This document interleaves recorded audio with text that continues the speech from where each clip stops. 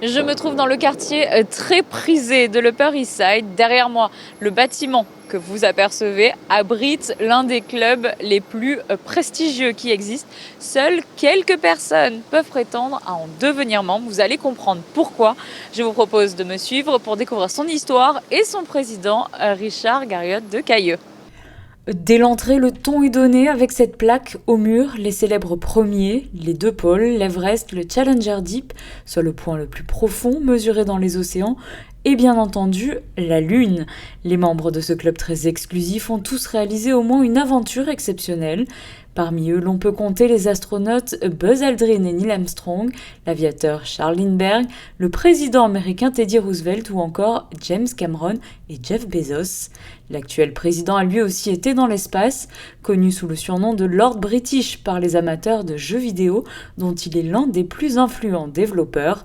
Le club recense une impressionnante quantité d'objets et documents anciens historiques. Pretty much all of the Apollo astronauts are Explorers Club members, but this particular Explorers Club flag was actually carried on the surface of the moon by Neil Armstrong, who had it in a sleeve pocket holder, and then was returned to us after that lunar flight.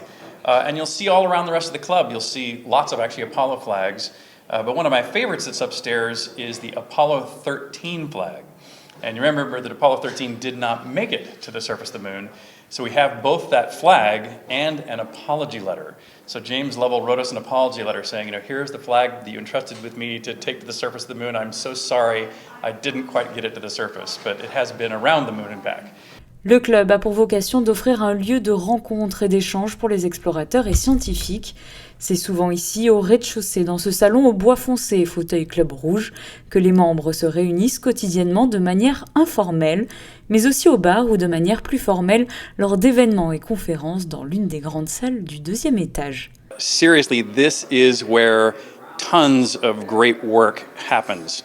I myself, I happen to be the only explorer who's been orbited the Earth and down to the bottom of the deepest point, and also to the North Pole and the South Pole. And all of those things I got to go do through meetings that occurred right here in the Explorers Club, generally in these two rooms. En 1904, le premier siège du club est alors situé dans le quartier de l'Upper West Side.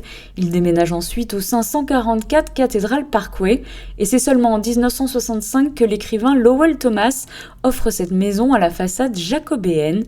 De nos jours, le club compte près de 3500 membres à travers 35 régions du monde, appelées ici chapitres. Le club promet et soutient les expéditions modernes. Parmi ses membres, Sian Proctor, géoscientifique de métier.